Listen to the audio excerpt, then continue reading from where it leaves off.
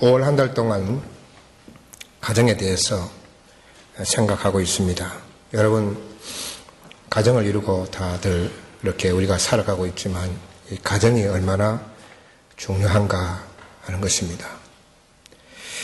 그래서 5월 한 달 동안 축복의 가정 이 시리즈 설교를 하면서 우리 온누리의 모든 성도들의 가정이 정말 하나님의 복을 받는 축복을 받는 그런 가정이 되기를 진심으로 축원합니다.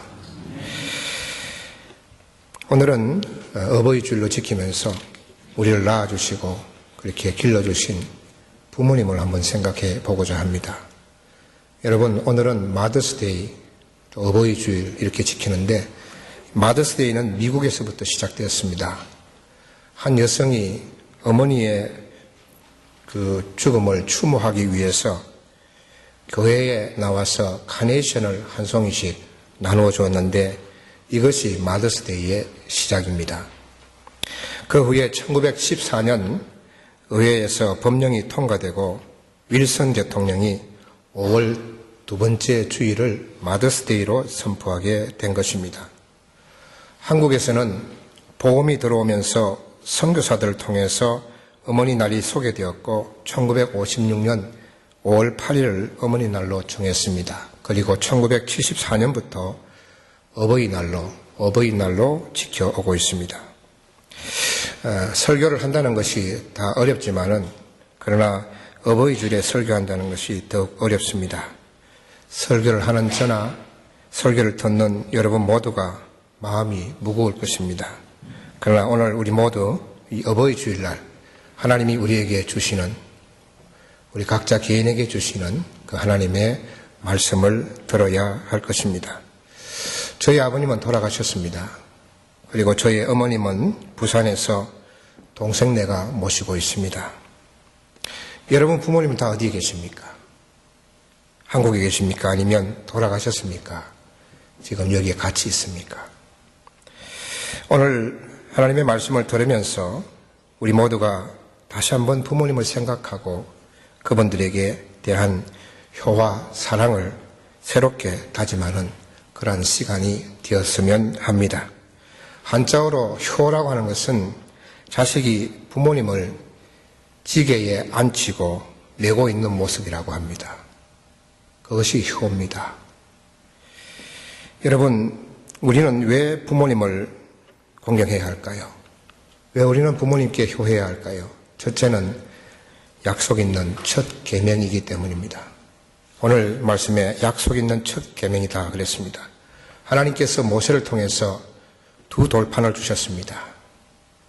하나는 하나님에 대한, 대신에 대한 그런 계명이고 또 하나는 대인, 사람에 대한 계명입니다. 두 돌판 가운데서 제일 사람에 대한 계명의 첫 번째 나오는 것이 내 부모를 공경하라 하는 것입니다.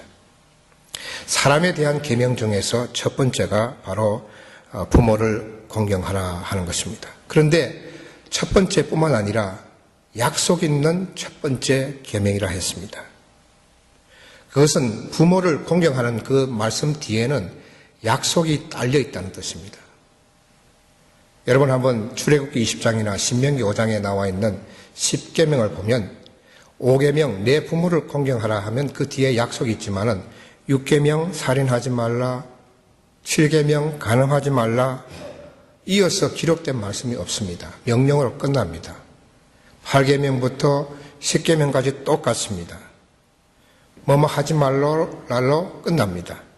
그런데 5계명은 다릅니다. 출애굽기 20장 12절에 보면 내 부모를 공경하라. 그리하면 내 하나님 여호와가 내게 준 땅에서 내 생명이 길리라.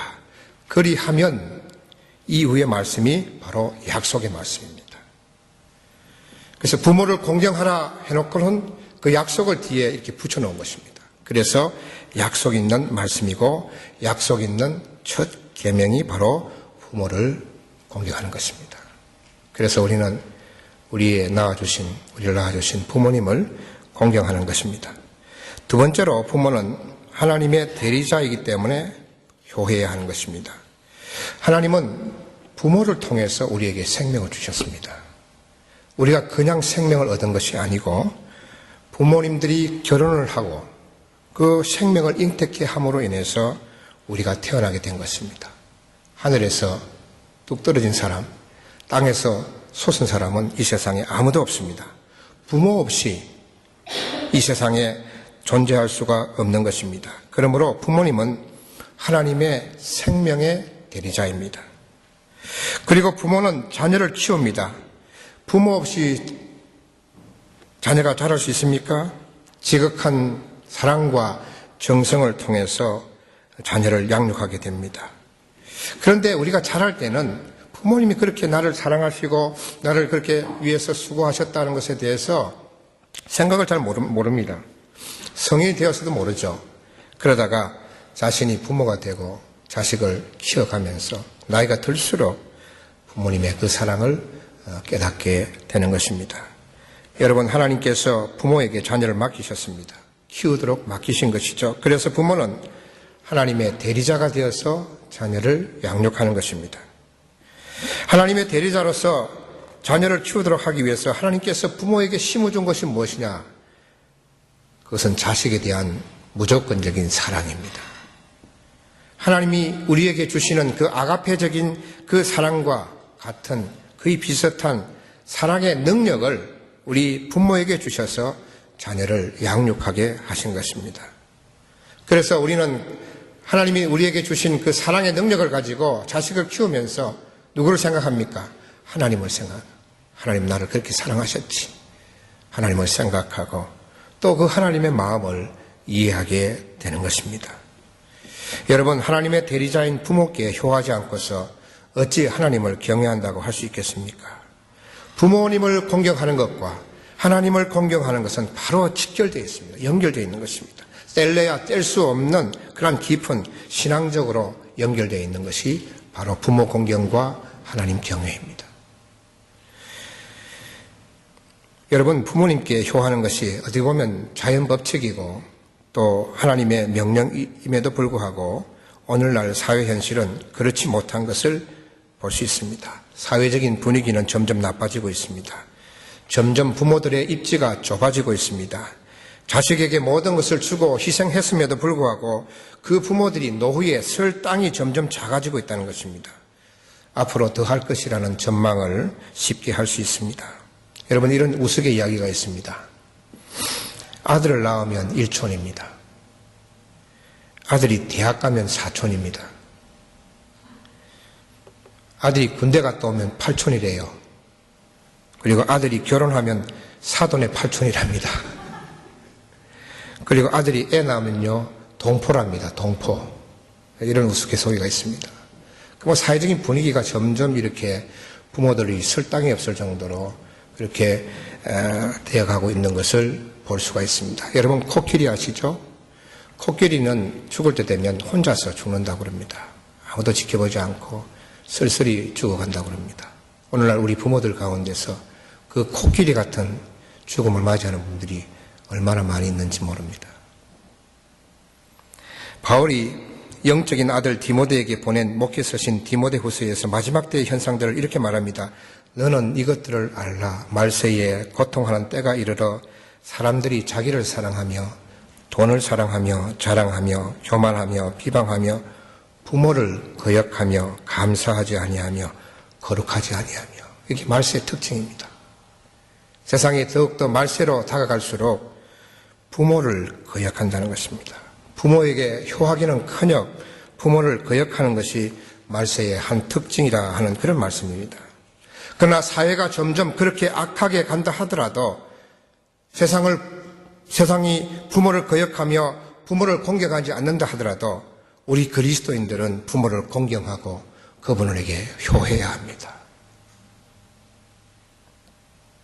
왜냐하면 부모에게 효하는 것이 바로 하나님께 효하고 하나님을 공경하는 것과 같기 때문입니다. 일치되기 때문입니다. 여러분, 어떻게 하는 것이 부모에게 효하는 것일까요? 첫째는 순종입니다. 자녀들아, 주 안에서 너희 부모에게 순종하라. 이것이 옳으니라. 순종은 헬라어로 두 단어가 결합된 것인데 듣다라고 하는 휘포, 아래라고 하는 히포라는 단어와 듣다라는 아쿠어라고 하는 단어가 결합된 단어입니다. 그래서 이 순종이라는 단어를 원어로 풀이하면 아래에서 듣는다는 뜻입니다. 아래에서 듣는다. 무릎을 꿇고 듣는다는 그런 뜻이겠죠. 그래서 부모님의 말씀을 아래에서 듣듯이 겸손하게 잘 경청하는 것, 그것이 순종입니다.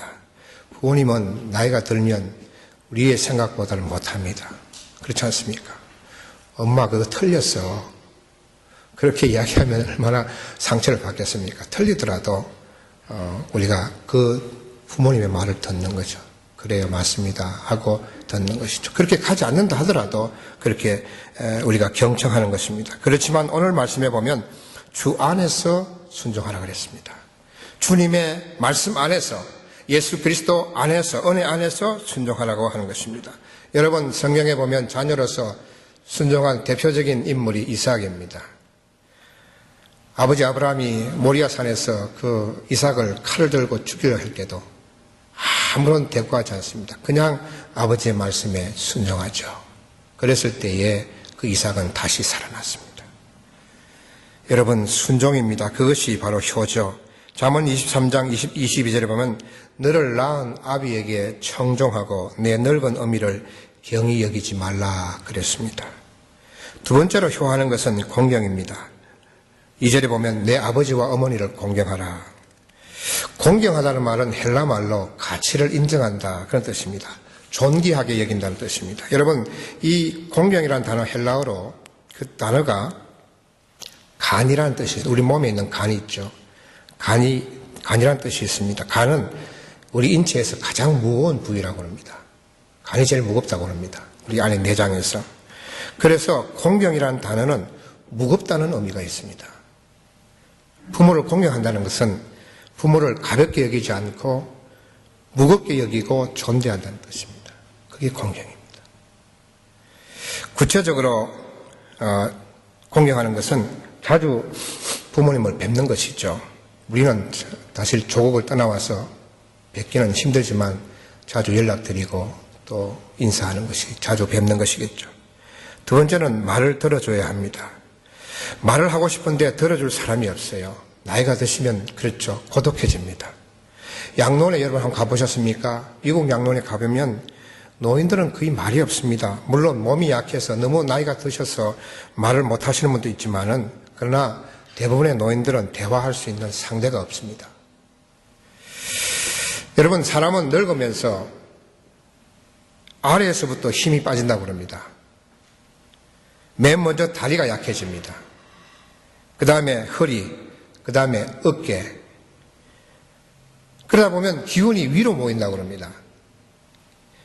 그래서 사람은 마지막까지 뭐가 살아있습니까? 입이 살아있다고 그러지 않습니까? 입이 살아있습니다. 그래서 나이가 들수록, 늙을수록 말이 많아진다고 합니다. 또 기억력은 나빠서 또 했던 말 또 하고 또 그렇게 하죠. 예. 그래서 그런 부모님 말을 들어주는 것이 구체적인 공경입니다. 아버지, 아까 이야기했어요. 다시 하지 마세요. 그렇게 하면 그게 공경이 아니겠죠. 또 들었어도 그렇습니까? 하고 또 듣는, 그것이 바로 구체적인 공경이다 하는 것입니다. 그 다음에 실제적으로 보살펴 드리는 것입니다. 늙으신 부모님은 건강을 잃어가죠. 눈이 어두워지고 귀가 들리지 않고 기억력은 쇠하고 하루하루가 다릅니다. 도움이 필요합니다. 혼자 쓸 수가 없죠. 구체적으로 도와주는 것이 공경하는 것이죠. 그 다음에 마지막으로 공경의 구체적인 것은 천국을 소개하는 것입니다. 영원한 삶, 영원한 미래의 나라를 바라보게 하는 것입니다. 여러분, 가장 큰 공경이 뭐겠습니까? 부모님이 예수 믿게 하는 겁니다. 예. 자녀가 제일 후회하는 것이 뭡니까? 부모님의 신앙입니다. 그래서 여러분의 부모님과 함께 천국에서 만나도록 전도하는 것, 부모님을 주님께로 인도하는 것, 그만큼 큰 공경이 없을 것입니다. 이것이 최고의 공경입니다. 그 다음에 세 번째로, 첫째는 순종이고 효하는 것은 공경이고, 그 다음으로는 부모에게 효하는 것은 부모님을 기쁘게 해드리는 것입니다. 잠언 23장 25절에 보면 내 부모를 즐겁게 하며 너 낳은 어미를 기쁘게 하라 그랬습니다. 너 낳은 어미를 기쁘게 하라, 즐겁게 하라. 그 바로 위에 잠언 23장 24절에 보면 의인의 아비는 크게 즐거울 것이요 그랬습니다.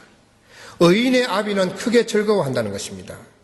의인이 누굽니까? 하나님을 믿는 자녀입니다.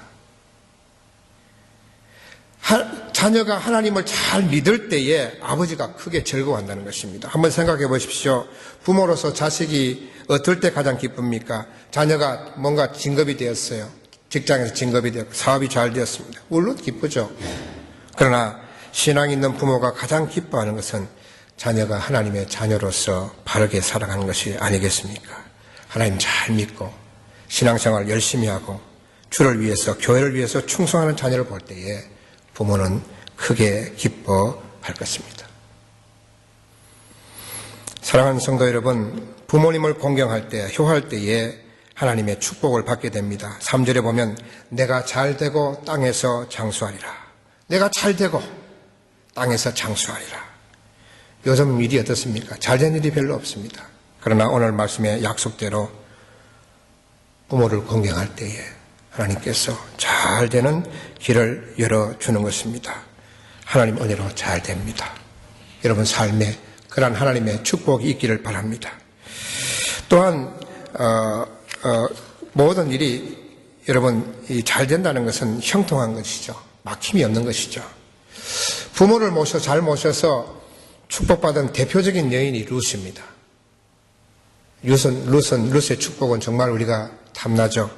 욕심납니다. 남자들은 다 죽었어요. 남편도, 남편의 형님도. 그래서 세 과부만 남았습니다. 어떻게 살겠습니까? 그래서 시어머니가 너 살 길 찾아가라. 새로운 사람 만나서 재혼해라. 너희 고향으로 돌아가라. 그러면 어떻게 보면 육체적으로 피곤하지 않죠. 그렇지만 이 룻은 늙고 가난한 어머니를 버리지 않고 끝까지 공경했습니다. 그랬을 때에 룻은 실로 엄청난 하나님의 축복을 받은 것을 볼 수 있습니다. 멋진 남자와 재혼했고요. 또 부자가 되고 예수님의 육체의 조상, 육적인 조상이 된 것을 볼 수 있습니다. 만약 그가 시어머니 나오미를 버리고 자기 길을 갔다고 한다면 이런 축복을 받지 못했을 것입니다. 또한 저하리라 건강하게 오래 사는 것입니다. 사랑하는 우리 온누리 성도 여러분, 이 어버이 주일 마더스데이 우리 부모님을 생각합니다. 우리를 위해서 아낌없이 모든 것을 주셨던 아버님, 어머님 그분들에 대한 효를 다시 한번 다짐하십시다. 아무런 조건 없이 우리를 사랑하시고 키워주셨던 부모님께 우리의 사랑을 돌려드리십시다. 순종하고 그리고 공경하고 기쁘게 해드리십시다. 그것이 하나님을 공경하는 길입니다. 부모님께 공경함으로 하나님을 공경하는 저와 여러분 되시기를 주님의 이름으로 축원합니다.